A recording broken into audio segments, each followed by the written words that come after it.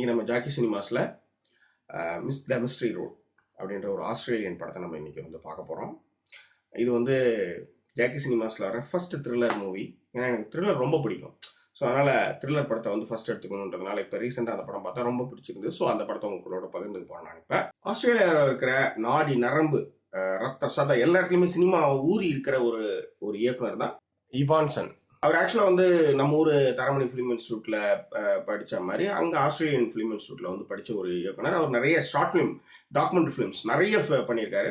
அவர் 2003 தான் அவர் வந்து ஒரு ஃபீச்சர் ஃபிலிமே பண்ணியிருக்காரு. போன வருஷம் நம்ம சுதந்திர தினம் கொண்டாடுற அன்னைக்கு அவர் இயக்கிய வெளிவந்த திரைப்படம் தான் த மிஸ்ட்ரி ரோட். இந்த படத்தோட சிறப்பம்சம் என்னன்றதை வந்து நம்ம பின்னாடி பார்க்கலாம். பட் முதல்ல அந்த படத்தை பத்தி கொஞ்சம் பார்த்துருவோம். ஒரு கும்மிரெட்டு த மிஸ்ட்ரி ரோடு அப்படின்ட்டு ஒரு 6mm செஞ்சப்பட்ட கம்பியில செய்யப்பட்ட ஒரு ஆரோ போட்ட ஒரு ரோடு ஒரு போர்டு ஒன்று இருக்கு. அது ஒரு ஆரோ போர்டு. அது வந்து விசிபிளா இருக்கு.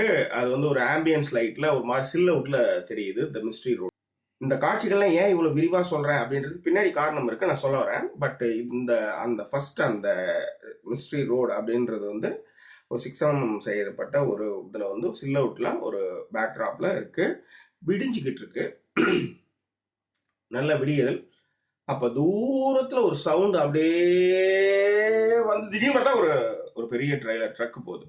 அந்த ட்ரக் வந்து நம்ம ஊர்ல டபுள் டக்கர் பஸ் இருக்குங்களா, ஒன்னா அந்த மரவட்ட மாதிரி போற மாதிரி பெருசா ஒரு பஸ் இருக்கு இல்லைங்களா சென்னையில, அந்த மாதிரி 5 பஸ் சேர்ந்தா எவ்வளவு பெருசு இருக்கும், அந்த மாதிரி பெரிய ட்ரக். அந்த ட்ரக் வந்து ரொம்ப ஃபாஸ்டா போகுது அந்த ரோட்ல. அது வந்து ஒரு கண்ட்ரி சைட் ரோட், குயின்ஸ்லாந்துல, ஆஸ்திரேலியா குயின்ஸ்லாந்துல இருக்கிற ஒரு கண்ட்ரி சைட் ரோடு. அந்த ரோட்ல வந்து அந்த ஒரு ட்ரக் செம ஃபாஸ்டா போயிட்டு இருக்கும் பொழுது அந்த ட்ரக் டிரைவர் வந்து ஒரு இடத்துல வந்து அந்த ட்ரக்கை வந்து நிறுத்துறாரு. நிறுத்திட்டு இறங்குறாரு. இறங்கி பார்த்தா தினமும் என்னை கவனின்னு சைட்ல லாரி ஓரத்துல இருக்குங்க இல்லையா, அதுல அந்த மாதிரி ஒரு பாக்ஸ் இருக்கு. அந்த பாக்ஸ் திறக்கிறாரு. ஒரு இரும்பு தடி எடுத்துக்கிறாரு. கையில டார்ச் லைட் இருக்கு. ஏன்னா விடிஞ்சிட்டு இருக்கு, ஆம்பியன்ஸ் லைட் மட்டும் தான் இருக்கு. விடிஞ்சுக்கிட்டு இருக்கு. அவர் இறங்குறாரு. டயர் எல்லாம் தட்டுறாரு. எல்லா டயரும் தட்டுறாரு. இங்க மயிலாப்பூர் கபாலீஸ்வரர் கோயில் பிரகாரத்தை சுத்துற மாதிரி லாரியை சுத்தி வராரு. சுத்தி வந்து பாக்குறாரு, ஏதாவது அடிக்கடி பட்டிருக்கா, டயர் ஏதாவது வீக்கா இருக்கா, டயர்ல காத்து போயிடுச்சா அப்படின்னு பாத்துட்டு இருக்காரு. சரி ஏறலாம் அப்படின்னு அந்த ட்ரக்ல திரும்ப ஏறி வண்டி எடுக்கலாம்னு போடும்போது ஒரு சவுண்டு, நாய்கள் வந்து குறைக்கிற சவுண்டு, ஒரு புதர்ல வந்து ஒரு பெரிய சலசலப்பு, இதெல்லாம் பாக்குறாரு. ஆர்வம் அதிகமாகுது. டார்ச் லைட்டோட அந்த இரும்பு கம்பியோட வராரு. போறாரு. போனா அது வந்து ஒரு பிரிட்ஜ். அது ஆக்சுவலா ஒரு சின்ன பிரிட்ஜ். அந்த பிரிட்ஜ்ல நம்ம ஊர்ல பாத்தீங்கன்னா ரவுண்ட் ரவுண்டா வந்து தரப்பாலம் மாதிரி போட்டிருப்பாங்களே, அந்த மாதிரி அது வந்து ஸ்கொயரா இருக்கிற ஒரு பிரிட்ஜ். அது கீழே வந்து ஸ்கொயரா இருக்குது. அது மேல பிரிட்ஜ் போட்டிருக்காங்க. சின்ன பிரிட்ஜ் ஆக்சுவலா. அதுல என்ன வந்து இந்த பக்கத்துல இருக்கிற ஏரியில இருக்க தண்ணி அதை பக்கம் போறதுக்காக இருக்கும் இல்லையா, அந்த மாதிரியான ஒரு பிரிட்ஜ். அந்த இடத்துல வந்து பாக்குறாரு. ஃபர்ஸ்ட் ஒரு ஹோல் பாக்குறாரு. அந்த இடத்துல டார்ச் லைட் பாக்குறாரு, ஒன்றும் இல்லை. செகண்ட் ஒரு ஹோல் பாக்குறாரு. டார்ச் லைட் அடிச்சு பாக்குறாரு. ஈக்களுடைய டிஸ்டர்பன்ஸ் அதிகமா இருக்கு, சவுண்ட் கேக்குது. தேர்ட் ஒரு ஹோல்ல வந்து டார்ச் லைட் எடுத்து பாக்குறாரு.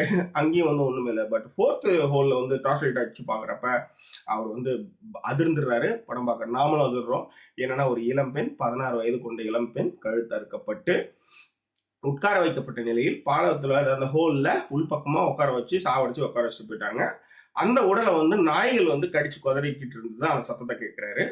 அவர் உடனே வந்து போலீஸ்க்கு போன் பண்றாரு. டிடெக்டிவ் வந்து இறங்குறாங்க. சப்போஸ் அந்த லாரி டிரைவர் அங்க வண்டியை நிறுத்தலைன்னா, சப்போஸ் அந்த டயர் வண்டி பஞ்சர் ஆகலன்னா, சப்போஸ் வேற ஏதாவது என்ன பிற காரணங்களுக்காக ஒரு போனுக்காக அங்க நிறுத்தலைன்னா, இல்ல இயற்கை உபாதை கழிக்கிறதுக்காக அங்க நிறுத்தலைன்னா, யாருக்குமே அந்த கண்ட்ரி சைடு ரோட்ல யாருக்குமே அந்த பிணம் இருந்த அந்த பாலத்துக்கு அடியில் இருக்கிறது வந்து தெரிஞ்சிருக்காது. நாய்கள் வேட்டையாடி இருக்கும். ஏன்னா இதுக்கு முன்னாடி வந்து அந்த இதுக்கப்புறம் வந்து அந்த இன்வெஸ்டிகேஷன் போகும்போது ஒரு இடத்துல வரும், நாய்கள் வந்து மனித எலும்புகளை எடுத்துட்டு ஓடியாந்ததாக வந்து ஒரு பெரியவர் பார்த்து சொல்லுவார். அது ஏன்னா அந்த அளவு கொடூரமான கொலைக்காரர்கள் ஒரு பெண்ணை வந்து கொலை பண்ணி பாலத்துக்கு கீழே வச்சுட்டு போயிட்டு இருக்காங்க. ஏன்னா இது வந்து புதைக்க கூட இல்லை. அப்ப யோசிச்சு பாருங்க எவ்வளவு ப்ரூட்டலான ஒரு திங்கிங். அப்படிப்பட்ட ஒரு கொலை, அந்த கொலையை வந்து ஒரு இன்வெஸ்டிகேஷனா அதை எப்படி கண்டுபிடிக்கிறாங்கன்றதுதான் இந்த திரைப்படத்தோட ஹோல் மூவி. இந்த படத்துல ரொம்ப பிடிச்ச விஷயம் என்னன்னா எடிட்டிங், மியூசிக், போட்டோகிராஃபி, டிரெக்ஷன் எல்லாம் ஒரு இவான்சன் தான் பண்ணியிருக்காரு. இந்த திரைப்படத்துல வர இன்வெஸ்டிகேஷன் ஆஃபீஸரா வர்ற ஆரோன் பெடர்சன் அவர் வந்து ரொம்ப அற்புதமா இன்வெஸ்டிகேஷன் பண்றாரு. அதை விட என்னன்னா மிக மெதுவாக நகர்ற ஒரு திரைக்கதை. ஆனா நீங்க வந்து அவர் வந்து இன்வெஸ்டிகேஷன் பண்றப்ப நீங்களும் அவர் கூடயே போய் திறப்பீங்க, அவர் கூட நடந்து போவீங்க, அவர் மாதிரி நீங்க கேள்வி கேட்பீங்க. மிக அற்புதமான வந்து ஒரு ஒரு ஒரு ஒரு தேடலா இந்த படம் வந்து எனக்கு என்ன பொறுத்தவரையும் நான் சொல்லுவேன். என்ன சொல்றதுன்னா ரொம்ப ஸ்லோவான திரைக்கதை தான். ஆனா வந்து அதை வந்து பிரசன்டபிளா பண்ண விஷயத்திலயும் சரி, போட்டோகிராஃபி விஷயத்திலயும் சரி, சவுண்ட் முக்கியமா சவுண்ட். ஏன் நான் வந்து ஃபர்ஸ்ட் வந்து ட்ரக் வருது, கிட்ட வந்தது போகிறது, ரொம்ப சவுண்டா வருது, ஈக்களுடைய சவுண்டு எல்லாமே இந்த படத்துல மிக மிக துல்லியம். அதாவது சவுண்ட் டிசைன்ஸ் படிக்கிறவங்க யாராவது இருந்தாங்கன்னா நிச்சயமா இந்த படத்தை நான் பார்க்கறதுக்கு பரிந்துரை செய்வேன். அவ்வளவு அற்புதமா நுணுக்கமாக வந்து சவுண்ட் வந்து பதியப்பட்டிருக்கு. அதே மாதிரி போட்டோகிராஃபி வந்து இந்த ஆக்சுவலா வந்து குயின்ஸ்லாந்துல இருக்கிற இடத்துலலாம் நம்மலாம் அந்த மாதிரி ஒரு வெறுமையான ஒரு பகுதியை காமிங்கன்னா கிரேடிங்ன்ற பொருள் ஏதாவது கலரெல்லாம் ஏற்றி வச்சு ஒரு வழி பண்ண விட மாட்டாங்க. பட் அந்த படத்துல அந்த வெறுமை இருக்கு இல்லையா, அந்த அந்த வெயில், அந்த அந்த ஃபீல், அந்த ஒரு வெற்றிடமான ஒரு இடம், அங்க வந்து இருக்கிற வாழுற மக்கள், அவங்க மனநிலை, அவங்க எதை நோக்கி போறாங்க அப்படின்ற விஷயங்கள்லாம் மிக அற்புதமாக இந்த படத்துல வந்து சொல்லியிருக்காரு. அப்படிப்பட்ட ஒரு அற்புதமான படம் இது. தயவு செய்து த்ரில்லர் விரும்புபவர்கள் வந்து இந்த படத்தை வந்து தவற விடாதீங்க. மீண்டும் ஜாக்கி சினிமாஸ்ல வந்து வேற ஒரு த்ரில்லர் ஏதாவது ஒரு படத்தோட உங்களை நான் வந்து மீண்டும் சந்திக்கிறேன். இந்த மிஸ்ட்ரி ரோடு வந்து கண்டிப்பா வந்து பார்க்க வேண்டிய படம், நிச்சயமாக பார்க்க வேண்டிய படம். முக்கியமாக சினிமோடோகிராஃபி சவுண்ட் டிசைன் படிக்கிறவங்க நிச்சயமா இந்த படத்தை வந்து பார்க்கணும்னு நான் பரிந்துரைக்கிறேன். இந்த படம் வந்து பார்க்க வேண்டிய படம்.